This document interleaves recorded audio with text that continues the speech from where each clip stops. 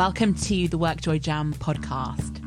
In this episode, I had a really insightful conversation with author, ex-Olympian, ex-diplomat, now coach and amazing thinker, Cath Bishop. We talked about her book, The Long Win, her search for a different way to succeed, for us to talk about what winning looks like, to talk about performance, to rehumanize the workplace. A really fascinating conversation built around the 3 C's of clarity, around what it is you're trying to do, who you are, what you're trying to make happen. The idea that we all need to get in the mindset and the zone of constantly learning, and that collaboration is such an important part of what the future really looks like.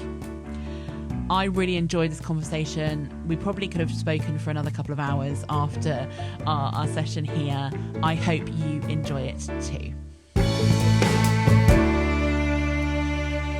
Hello, welcome Cath Bishop to the WorkJoy Jam podcast. I'm not going to introduce Cath, she's going to introduce herself. So Cath, welcome along. We'd love you to tell us all a little bit about yourself, your background, your story so far, and maybe a little bit about what we're going to talk about today. Brilliant. Great to be here, Beth. Thanks for inviting me on. How do I summarize the backstory? I guess in terms of CV terms, I was an Olympic rower for 10 years. I was a diplomat for 12 years working for the Foreign Office, including in some fairly hairy parts of the world where conflict was rife. And now I work as a business coach, consultant, speaker, and I've recently written a book. Exciting. And your book, The Long Win, I have delved deep inside it and I'm loving it. And I'd love to draw out today some of the key themes from that and how we can use some of your thinking to help us all get a bit more work joy, a bit more of that happiness feeling, the joy at work, the little things that we can do to make a real difference in our lives.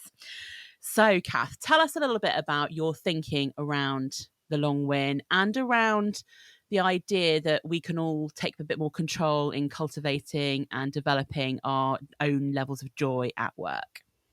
Yeah, so the long win has evolved through all of those different careers. I should mention I'm also a parent, and that's also kind of given me a lens on what brings joy to life, inside work, outside work. And I think it's been a kind of many-year process of looking at how our success definitions define the joy we get along the way or take the joy away. Obviously, living and competing as an Olympic athlete, we're in a world that was all about winning. Every day you were sort of working in order to win, and the mantra was sort of really strong about, are you tough enough to win? Are you good enough to win? Do you want it enough? Particularly in my early run career, that was just the dominant narrative. But actually, over time, sports psychology has started to shift and take away the emphasis on winning, but in order to give us the best chance of winning. So it's that contrast between, if we think about the performance process, then that helps us to get a better result, but we stop obsessing about the result. But this, obsession about result, it's not just in sport. I see it in business. I see it as a parent with children going to schools who are, desperate to get good grades and desperate to get, good positions in the school league tables. I see it all around us. It's in politics. It's in the language of some of our political leaders, with Trump, ultimately continually talking about who's the winner, who's the loser. So it's a bit of an obsession in our culture. And I just think in all of these different fields, it holds us back. It takes joy out of what we're doing. And it actually, holds us back from reaching our potential. Yeah, and I totally see it as well in business that I work in, that obsession, especially ones that are led by maybe shareholders who are looking for a quick win or a quick buck or two being made, who want results on a monthly, quarterly basis versus the long-term thinking. And that rushing, and maybe it's just me who thinks this, but the idea that whenever you want something done quickly, the rushing doesn't lead to the best outcome. It leads to a lot of kind of fraughtness in teams. It doesn't lead to great collaboration from what I can see. And are you seeing that kind of thing when you're working in business as well? Absolutely. So the consequences of this desperation to win, to hit targets, and it's when winning is defined very narrowly that we get this real problem, that it's defined by some short-term metric, maybe quarterly results, maybe, targets within a team, sales targets, annual targets, which are really quite sort of momentary to achieve. They don't last, and actually, they also don't have much deeper meaning unless we take time to understand why are these targets important. When we don't have that, they feel very superficial. They're also often very much vulnerable to external forces, and as we've seen this year in 2020, lots of the sort of targets that people have aimed for have been wiped away, and then they're left with a sense of, oh my goodness, why are we here? What are we doing? So the long win is about actually prioritizing the why, the purpose, getting much clearer about what matters at work. And that then brings in a whole lot of other factors to play. Our experience matters, the purpose, the impact, the intentions that we have, why we exist as a team, that matters. The values that we work by, the way we connect with one another, that matters. So it's broadening the criteria of success and lengthening them in time perspective as well, in order to drive different ways of thinking and different ways of behaving. So we're not just trying to be better than the person next to us. We're not competing against our colleagues. We're collaborating with them. That's the sort of real difference that creates a totally different dynamic within a workplace and a different experience of being in that workplace, of being part of a team where actually you're much more supporting each other rather than trying to impede each other. Yeah, and you've not got that internal competition going on where you're trying to fight to be the best or to be the best in a very narrow definition. I'm really interested in that idea that those short-term metrics, the idea that you can just measure something with a singular number, that you've never really considered or thought about the broader picture. And one thing I'm really hearing from what you're talking about there is actually bringing some human aspects back into the conversation, to think about, actually, rather than just searching and striving for this number that doesn't really mean anything, how do we really set ourselves up for success in the long term? How do we really work with each other and collaborate closely with together? And as well as bringing joy, surely that can bring better results in the long term as well, versus striving for short term, maybe even having people who burn out, having organizations that don't have the great culture to be able to do good work. And I'm really interested as well in this idea, because so many organizations have them, but are they really living them, around the values? And are we really living the values that we want to be living? Or are they the things that kind of sit on the wall and look nice, versus how do we really work and what's really happening within the team? Yeah, I totally agree. That's really at the heart of long run thinking. It's rehumanizing the workplace, putting those things first. But it's not just a fluffy sort of thing. This is actually about a better way of creating sustained high performance. That well-being is a really important part of that, and actually providing meaning to the work we do is absolutely essential in order to tap into those deeper sources of motivation. Because the challenge is, when we've got these short-term targets to hit, we're just really playing to that part of our brains that gets, the quick hit from, I've done this, I've won this, I've come top in this, in that sort of short-term way. And then it lasts, for a second, and then I've got to do the next, and I've got to do the next, and I've got to hit the next target. And that is not a fulfilling way of living. And it actually also doesn't tap into that deeper resource where we're motivated by the meaning of something. So the other part of our brains that kind of relates to purpose, to why, that then enables us to be much more creative, much more resilient, much more innovative. So again, it's understanding motivation in a different way. And I'm not quite sure why, but a lot of our organizations have come to be very much reliant on extrinsic motivation. So the external rewards, the bonus, the reward for hitting your target, the incentives. And these are shallow. They don't actually tap into what's really important to all of us. Whereas if we understood the intrinsic drivers, so the things that give us meaning in what we do, that sense of meaningful progress in work that matters, that's far more powerful, far more sustainable. So it's about really stopping and thinking about, how do we motivate each other to get so much more out of work. And it's interesting, isn't it, that businesses rely on these things that have been around for a long time, but have very little proven success in measures around like bonuses, incentives, long-term packages, that kind of thing, which really, in the research, don't say work, but we haven't found necessarily a better way of tapping in to those intrinsic motivations yet. And I wonder how much of that is in a cycle, a loop around, we need to get short-term results, so we'll think about this as the way of getting it, even if it sometimes those things develop bad behavior. So if you're in competition for a bonus pot, what's the who wins and who loses in that sense? Is it drives the same kind of thinking versus driving a longer term, more tapping into real motivation in people. Yeah, I totally And agree. so There's a lot. Let me just. There's a lot of that you just put your finger on the nail. That kind of short-term pressures that drive that sort of short-termism, if you like. But it stops us making decisions that are much more sensible for the longer term, and it really drives different thinking that actually limits us. It puts a limit on what we're able to do, and I think one of the sort of reasons that we get sucked into that is because it's easy to measure, and that's a real trap. Because it's easy to measure in itself, that becomes a justification for it.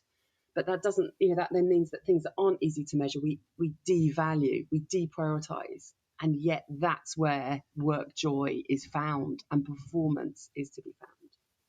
yeah. And I'm really interested here, and maybe dig into this a bit more for me, is that actually in high performance, when you can get there in the right way, with the right values, with the right thinking, with the right collaboration, and, that long-term aspect, is that joy sits there. It doesn't necessarily sit in the short-term wins. It doesn't necessarily sit in, being flustered and trying to achieve things by an arbitrary deadline, all that kind of stuff. So talk to me a little bit more about, in your experience in different worlds, around how, when you focus on the long win, you can actually get more joy in your working day, whether you're working as a professional sports person, in business, as a consultant. What have you seen happen in those areas? So it is about thinking, it's thinking beyond the target, to how do you want people to look back on the experience of what's happened. So I've absolutely in the workplace and in the sports world seen the sort of short-term shallow joy. It's not what I would call joy, that sort of short-term shallow high, if you like, because it's part of that kind of addictive part of our brains that we're playing to there. That means, oh, we hit target, oh, we did this, oh, that's great for the team. But then the cost of that, you start to realize, well, actually, we didn't behave well towards each other. We chucked values out of the window, and we've now got to deal with the consequences of that. That means then, the more you look back on that time, you realize, gosh, that's really quite a sort of a shallow positive that brings us issues now that are longer term that we've got to deal with. So I think it is, because we didn't put a priority on the way we supported each other, the way we connected with each other. We didn't really link to our longer term purpose. Although we hit that target, we're less well set up to hit the next target. Or, we can't call on people to give the same reserves of energy that we drained right down to the bottom of the barrel. We can't keep asking people to do that. But that's what we played to before. So I think, as soon as we start to think about what's happening, let's look back on that. And how do we now move forward from what that's taught us to do? We're not in a good place. I think in the sporting world, we see a similar thing where, an athlete may have won a race and they may have won a medal, but actually they had a terrible experience along the way. They maybe were forced to kind of train on an injury, and now they've got to deal with that. And they sort of leave sport with, not a good story, maybe some mental health issues that are kind of ongoing longer term. So it's that, we won something in the short term, but actually let's think about the longer term price that we paid. So be aware of what you're trading off in order to, hit these short term metrics, if you like. In order to create joy, what other fallout is there? And we need to be better at reviewing that, admitting to it, saying, do you know what? Yeah, we cut some corners here and that's not helped us. So next time, what are we going to do it differently? I find that whole process of reviewing is cut out because we go, oh, well, we hit the target, so we'll carry on. We'll do the same again. And you can never do the same again. And those kind of things that you cut corners on, bite in and hurt you harder and harder each time. So, again, not letting the result, stop you from analysing what's working, what's not working. That's the basic approach. Let's get good at learning. Let's get good at improving, doing things differently, trying things in a different way. And always thinking, okay, let's try, this didn't work so well. Let's try doing something a different way.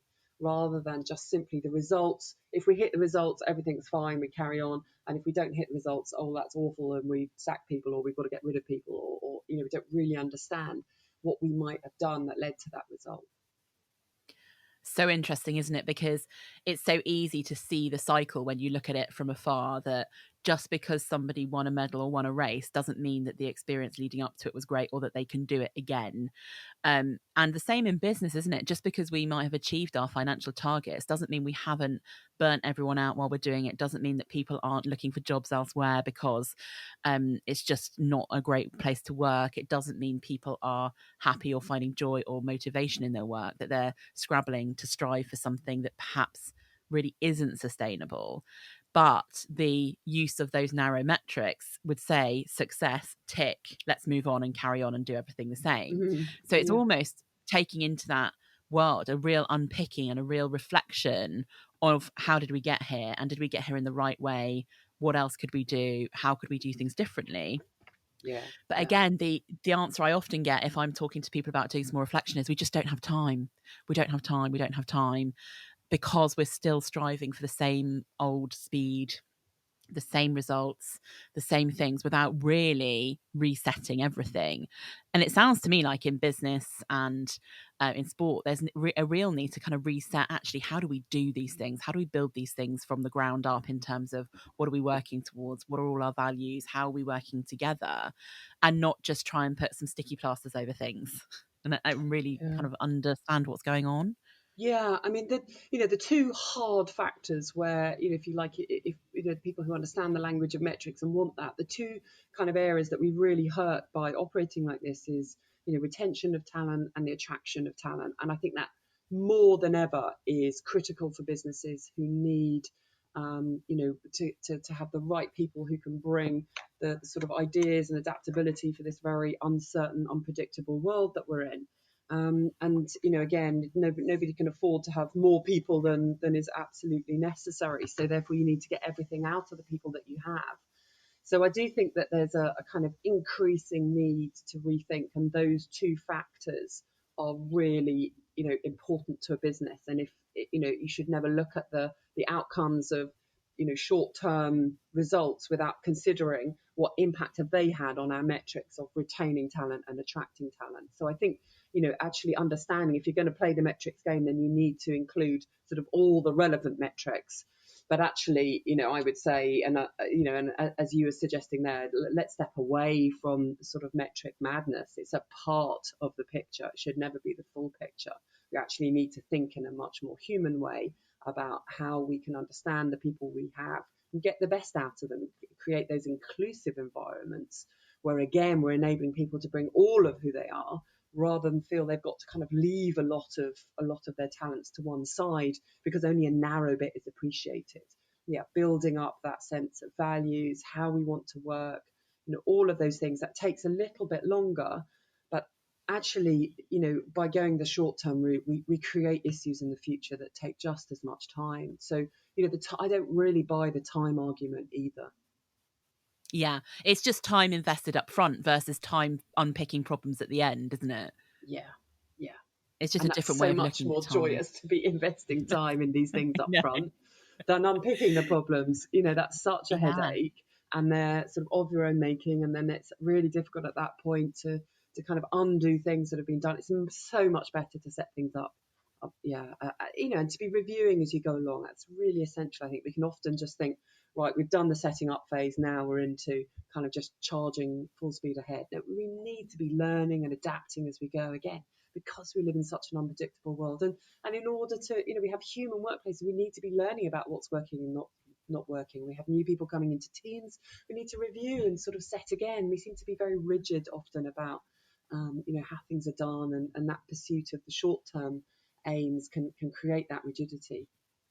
Yeah, and it's so interesting, isn't it? This idea that we need to be continually reviewing, we need to be more agile in how we adapt and do things differently, and that the world is ever changing, and never more so than the situation we're in 2020. COVID-19 has happened. Things that you usually thought for sure were going to be true forever are not, and everything's changing. And I do wonder, when we think about metrics and organizations, is our way of thinking about metrics, I don't think has caught up with the way the world is.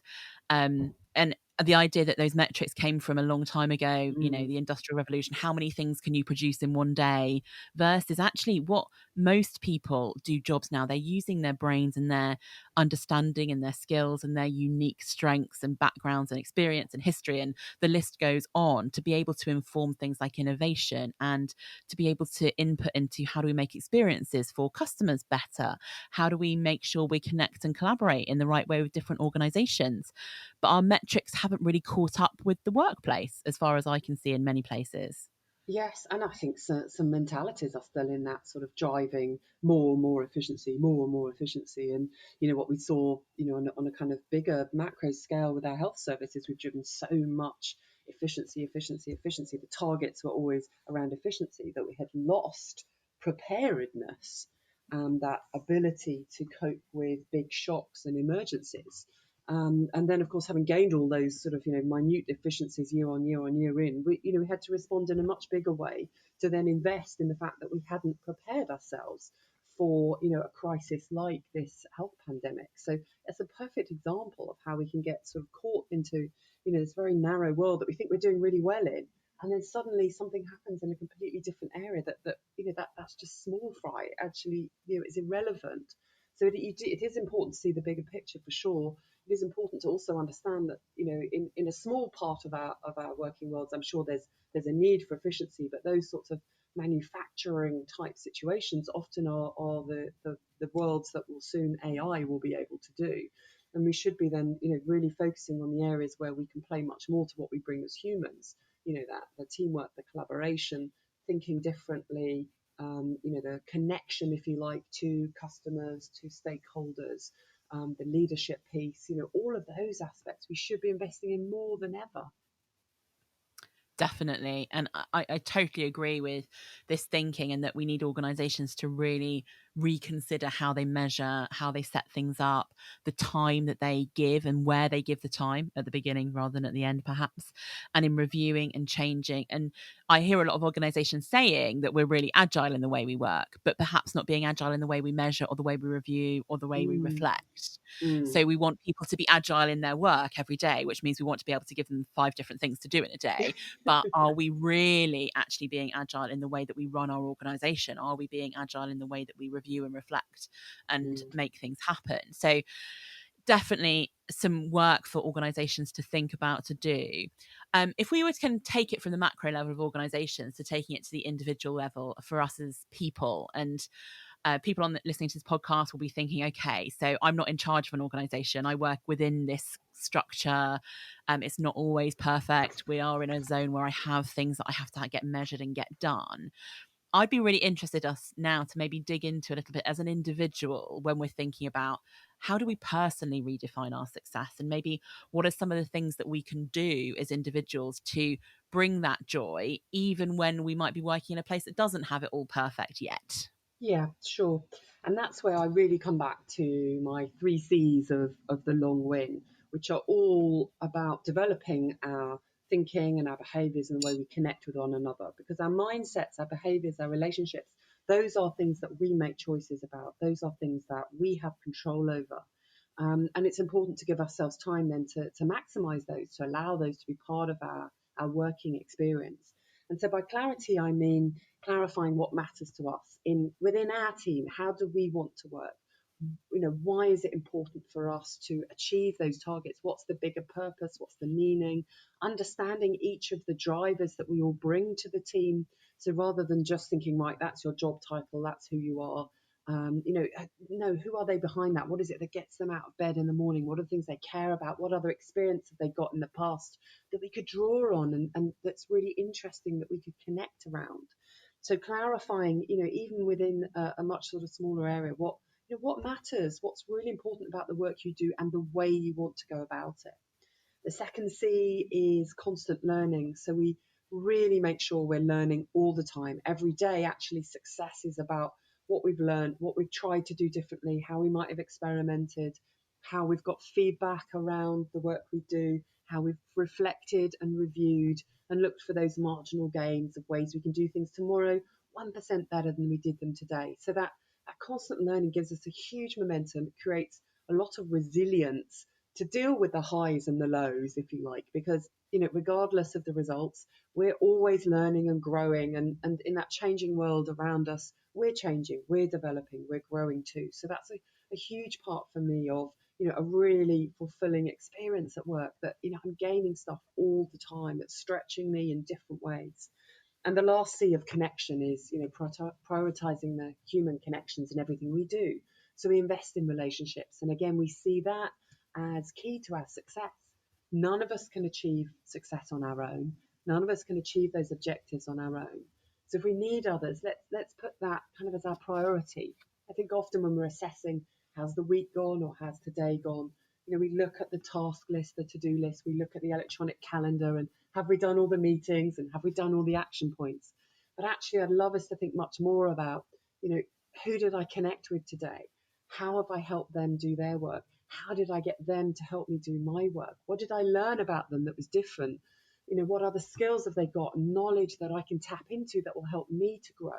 So that we prioritize that investment in relationships that is absolutely critical, pays back enormously, both in terms of how much we enjoy work and in terms of the quality of the work we do. But that's one of our metrics of success, if you like. How are we investing in the relationships that matter and really exploring who else we could connect with?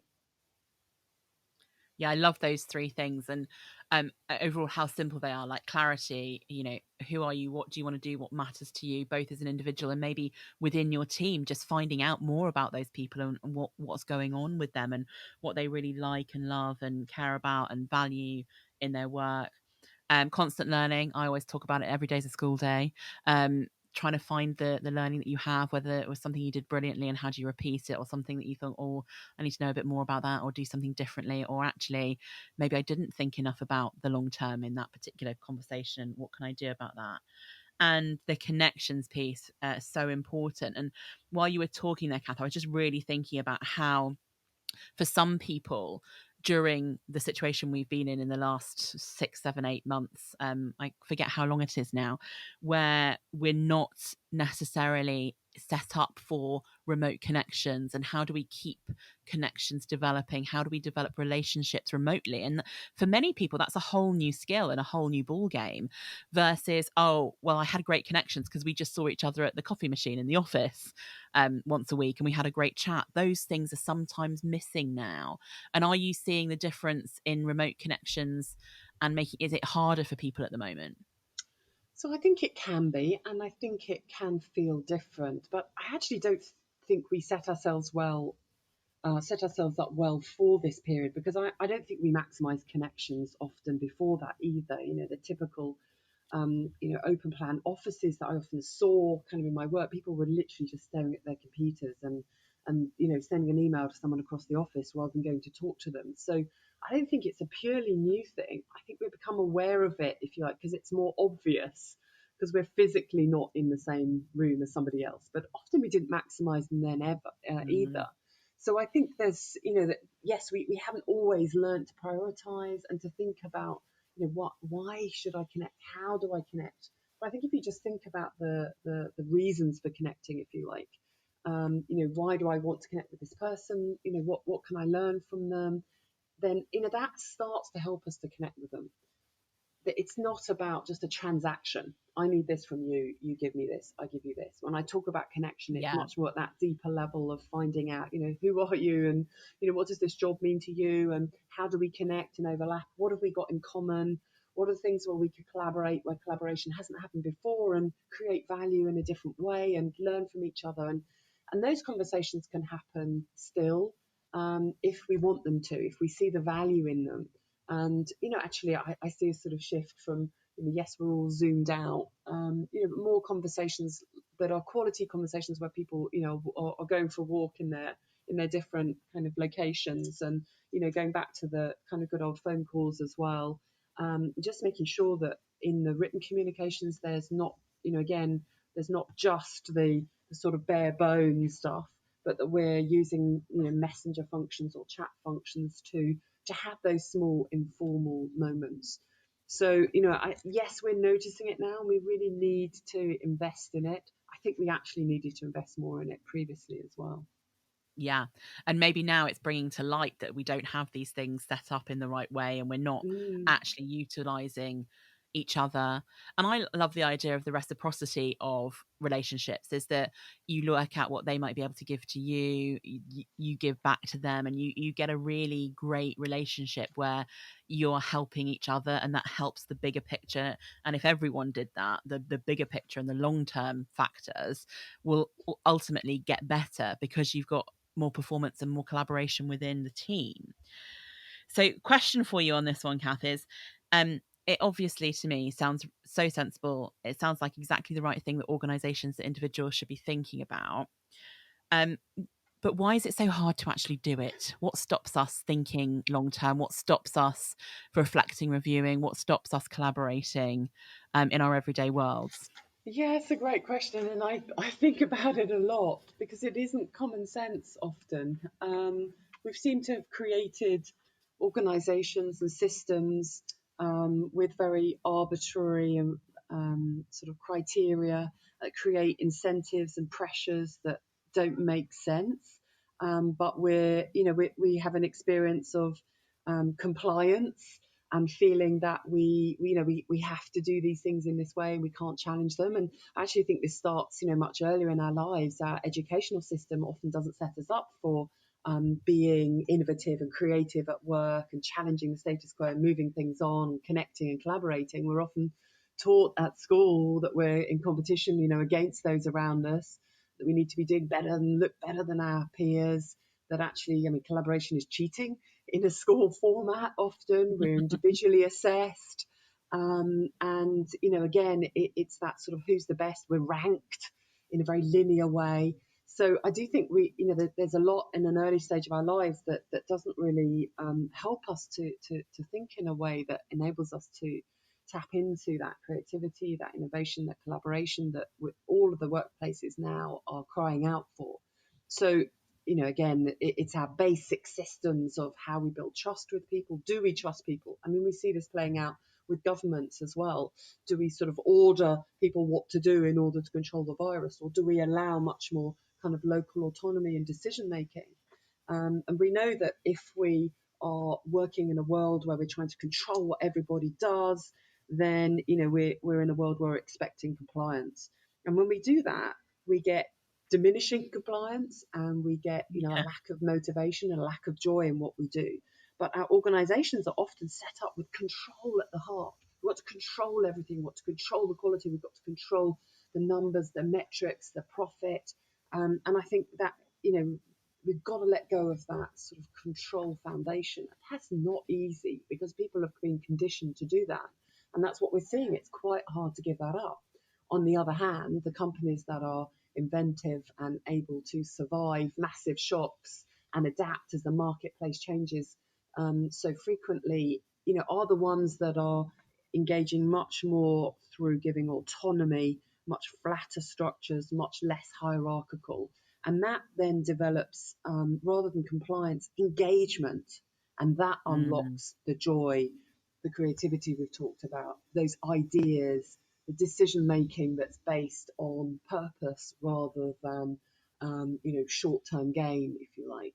So I do think we've got a kind of fight of systems. Are we all about control, or are we all about autonomy? Do we trust people who come to work, or do we need to monitor their computer screens to see how many keyboard strikes they do in a minute, or whether they leave their computer screen? That is going to bring completely different experience and output and performance. So control versus autonomy is a really interesting one within our organizations. Yeah, and it's one of those things, isn't it? Is that we all know, if we've worked for places where control is part of how people do things versus engagement and getting you involved and getting you interested in what's going on and telling you like what we're trying to achieve versus telling you what you have to do in a day.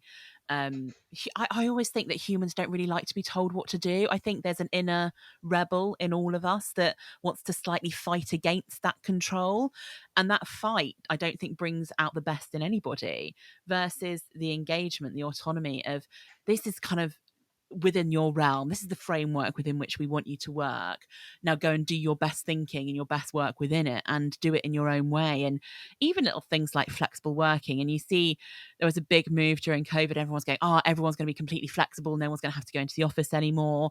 Versus now people are going, actually, we're missing some of that human to human collaboration. We need to make that happen. And then also people doing that, how many, we're monitoring your keyboard when you're at work to make sure that you don't take a longer loo break. And it's I honestly believe that the places that have more engagement will succeed in the long run better than the places that don't. So Yeah. definitely some things that we can work on. And I don't know about you, but my inner rebel comes out massively whenever anyone tries to control what I do. Yeah, absolutely. I mean, it immediately sort of reminds me of the daily parenting challenges as well, where that control versus autonomy. And of course, when your baby's really really small, you do control everything. But the danger is if you don't let go soon enough, then you're in big trouble. And we all remember that experience from our own childhood as well. Of actually we need that autonomy to develop into who we are, and if we don't have that, it causes huge short-term and long-term issues in finding who we are and our identity, and exploring and making mistakes and growing. Yeah. And I think there's a big thing, isn't there, about this? And we don't have time on this particular episode to go into this in detail, but maybe we'll do another one day, is this idea that failure is a bad thing versus it's just part of the learning process. And I find that really interesting, how risk averse and how failure adverse organizations are, but who all want innovation. And failure for me is a massive part of how you get to innovation. Yeah, I mean, the whole labels of failure, I think, it's an unhelpful label. It's really learning, it's really experimenting. That's how human progress has moved forward, and evolution over centuries. So, I think the language, coming back to the long win, this whole language of winning and losing and succeeding and failing, when it's that kind of binary, is just totally unhelpful to Yeah, learning and exploring what's possible. definitely. And just before I go into, I've got some kind of quick fire questions for you, Cath. What Mm. I'd love to hear from you is a little bit about, obviously, this is like where your thinking's at. This is what you explore. This is what you research, what you write about. It's what you talk about in your talks. It's what you live. Is how have you gone about in your world living like this? Because I imagine it's not something that's easy to do, and it must be an everyday questioning and thinking. And I'd just be really interested to know how you focus on the long win in your world. Yeah, that's a great question. It is very much a work in progress. It is very much an ongoing, way of thinking, as you say. And I think that's an important point, that this isn't like a formula. Tick, I'm done. Now I move on to the next thing. This is about an integrated way of how I see the world, of how I challenge what work I take on, and how I assess what do I want to do next, how I sort of connect and think about the different people I work with in my sort of freelance associate kind of existence, if you like. So, I mean, it helps me to make decisions, though, that then feel informed. Now, sometimes they may be wrong decisions, but at least I then understand the process by which I got to that decision. So the next time I think, okay, well, maybe I need to value this a bit more. So, it comes into, yes, everything I do in terms of what work I take on, who I reach out to, who I work with, all of those sorts of things, the areas that I move into. I mean, every year that I've been working in sort of business, each year I've sort of gone into slightly different areas, or just expanded, if you like, to think, well, actually, there's an overlap. There's a part of leadership here I want to dive a bit more, deeply into, the inclusive aspects, or then diving a bit more deeply into the sort of behavioral psychology aspects. So, it enables me to keep learning, keep growing, and bringing more value to what I do as well, and enjoying it more. So I think the learning piece is just a massive part of who I am now, and how I go through things, and it helps me to deal with, regardless of whether things have sort of the outcomes are what I wanted or not, actually to find the real positives that take me through to, okay, so what do I do with that next? What happens next? Yeah, so you it sounds like from that you really focus on your constant learning, one of your 3 C's, and really using that as a way of helping you get more clarity and helping you to collaborate more and using that learning piece. So really great for you to share that. Thank you. I'm going to move on now and I'm going to ask you some quick fire questions. So these are the questions that we ask everybody who comes on the WorkJoy Jam podcast. And the first one is a really obvious one for WorkJoy. And I'd love to know what is guaranteed to always bring you some work joy. It's a theme we've talked about already. It's the connection. Yeah, it's, connecting with others and actually finding something out about somebody else you didn't know that just, is so interesting, or you have a personal connection with, or just sort of enriches your connection with them, that relationship. So, yeah, it's got to be connection. Connections with other human beings. Great. What book are you currently reading? I'm currently reading Pippa Grange's book, Fear Less. Pippa Grange was a sports psychologist who worked with the England football team for a while, bringing quite a different approach. And I mean, she works with many other organisations as well. And she comes to a very similar place to The Long Win, but through her psychologist lens. It's been really fascinating to see a topic that I've sort of been living and breathing and writing about for years, explained in different language in a different way. And so that's kind of enriched my own thinking as I continue to develop my thinking around the long win. Brilliant. My next one is, what's the best or most useful bit of advice you've had in your life that you always come back to?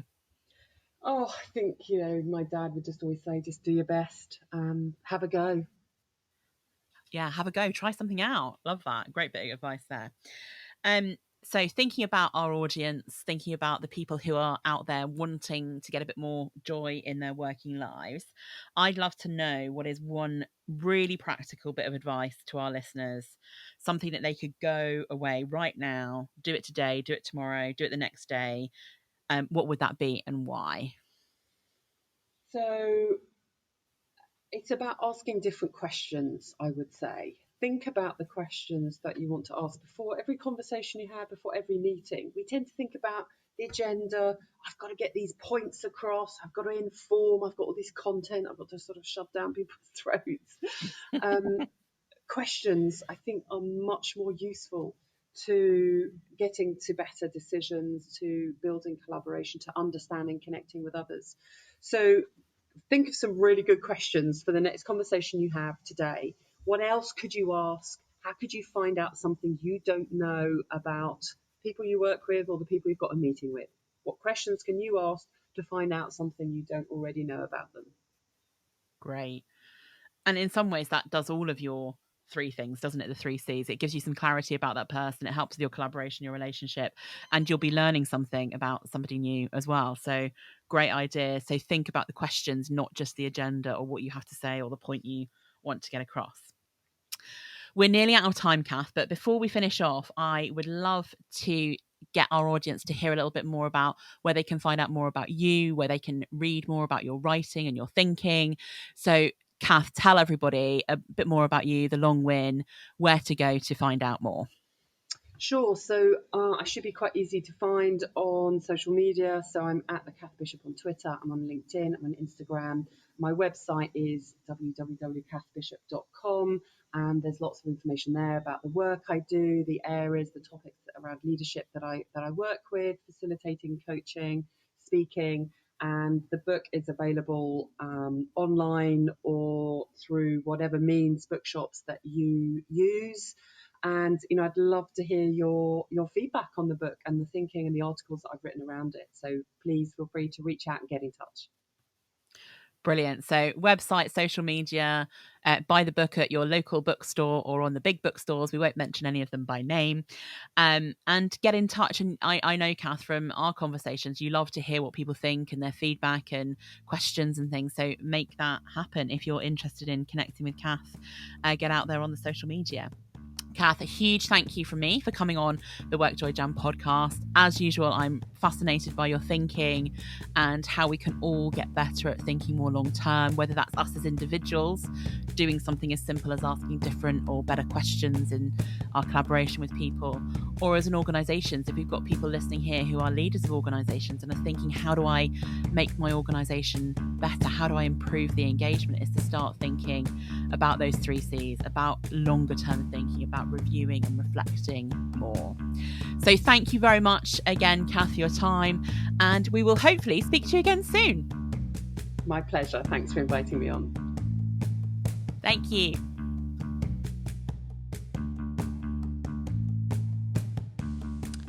I really enjoyed talking to Cath about her insights into how we can all consider redefining what success looks like, to think about what it is we need to change in our mindset, in our behaviours, in our actions, to think about the more long-term sustainable things that can help us be successful in the long term versus the short-term thinking.